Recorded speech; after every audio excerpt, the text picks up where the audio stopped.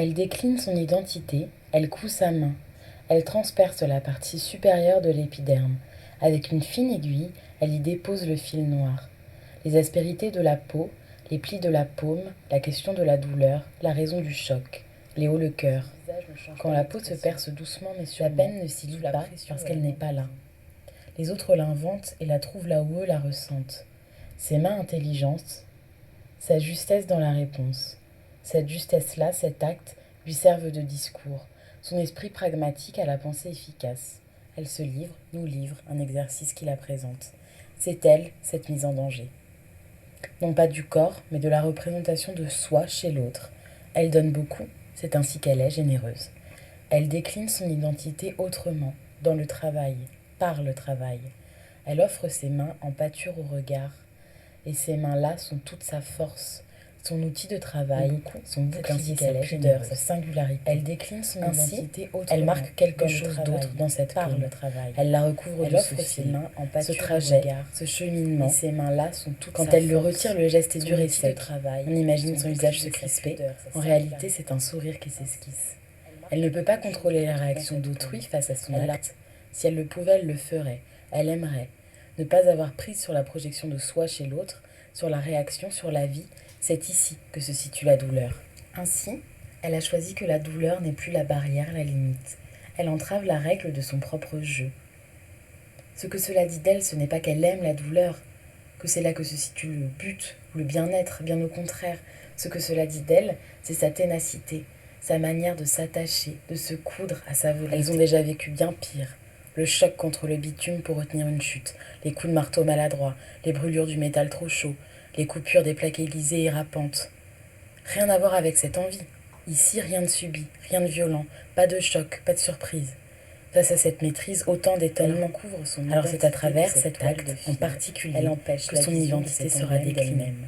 Si elle n'en parle pas, alors quelqu'un d'autre le fera. Elle se demande sa pratique, cette pratique, la folie, la justesse, la recherche. Ses doigts fins et longs, ceux du pianiste qui s'ignore. Ils sont sur deux, ces deux extrémités. Ils ne redoutent pas l'acte. Elles habitent sur leur dernière phalange l'ADN si précieux. Mais mieux encore, dans la paume, cette partie ignorée réside dans les lignes, les creux, les ridules, les bosses, toute l'histoire de l'individu.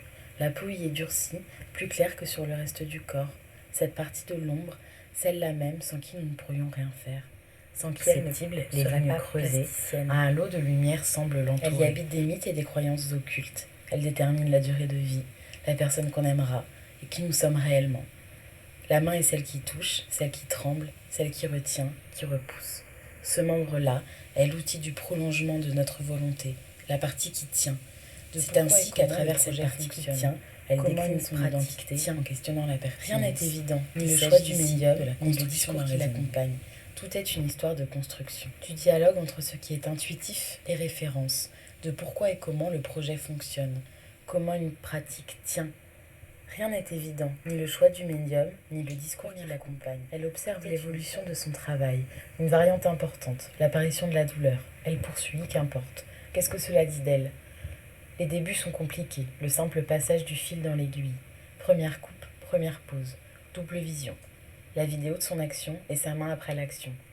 Un premier cercle formé de petits... Fin de la deuxième partie. Étrange sensation dans sa main, comme si elle ne pouvait plus vraiment s'en servir. Ne suit pas vraiment les lignes plus immobile que l'autre, elle s'adapte, la faiblesse du membre, comme un marathon. Tout ne peut pas être prévu et l'idée évolue en même temps que l'exercice. La fatigue rien n'est statique. Ainsi, ça ne sera pas basé uniquement sur les lignes de sa main. La circulation du sang, la position de sa main, la rencontre entre elle et elle-même, son prolongement, son travail. Première étape, de la main juste posée sur le verre, droite sur légèrement écrasée, les creux et les plis mis en avant. La troisième partie débute. Un cernage toujours, mais plus précis, plus petit. Elle se rencontre de nouveau, comme si un rituel s'était déjà installé. Son esprit est vif, sa main droite habile, quand elle travaille, tout son corps y est investi. Sur la surface vitrée, sa peau est aplatie, les couleurs sont claires, les doigts arqués, l'ongle à peine perceptible, les lignes creusées, un halo de lumière semble l'entourer. Le fil, quant à lui, semble faire son propre chemin, comme désolidarisé de la peau, proche de l'imagerie médicale aseptisée. La pause est terminée, elle recommence à coudre.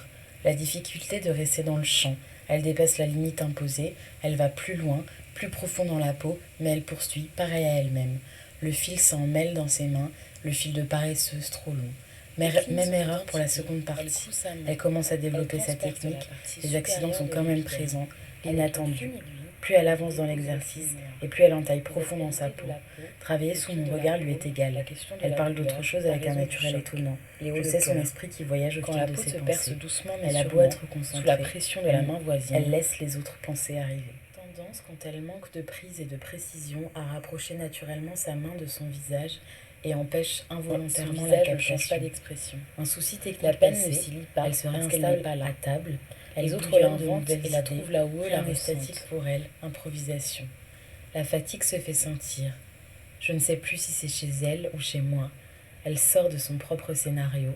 Elle vient habiller son doigt. Elle l'entremêle. La captation s'est arrêtée. Est-ce fini? La question vient se poser. L'air sévère, elle observe le résultat. Elle démêle, elle découpe, elle scanne. La lassitude. Ça sera terminé, elle l'a décidé. Un nombre important de captations, étendre les traits de nos visages, observer et trouver la poésie là où elle l'a involontairement déposée. Elle décline son identité, elle nous offre ses trophées. Ainsi, elle a choisi que la douleur n'est plus la barrière, la limite. Elle entrave la règle de son propre jeu. Ce que cela dit d'elle, ce n'est pas qu'elle aime la douleur, que c'est là que se situe le but, le bien-être, bien au contraire. Ce que cela dit d'elle, c'est sa ténacité, sa manière de s'attacher, de se coudre à sa volonté, d'ignorer l'obstacle ou de composer avec. Elle décline son identité, elle coud au fil noir les lignes de sa main. Puis monte le trait sur le majeur, il est central, il porte bien son nom. Elle pratique avec ténacité, son outil, ses mains, elle attaque son outil, elle le met en péril, elle s'y tient. En hommage à Messager, il résiste, il tient à l'image de sa pratique. Il faut que cela tienne, mais ça peut ne pas tenir. En l'occurrence, ça tient. Son acte, le résultat, c'est dans le discours qu'elle ne tient pas. Elle flanche, mais sans le savoir, elle n'en a pas besoin. Sa force n'est pas là. Sa force, ce sont ses mains et son esprit libre. Le discours, poser des mots, ce n'est qu'une couche supplémentaire, peut-être superflue, peut-être ornementale. L'acte de la théorisation me semble ainsi dérisoire. Essayons alors quelque chose de différent, quelque chose de simple, d'étendre les traits de nos visages, observer et trouver la poésie là où elle l'a involontairement déposée.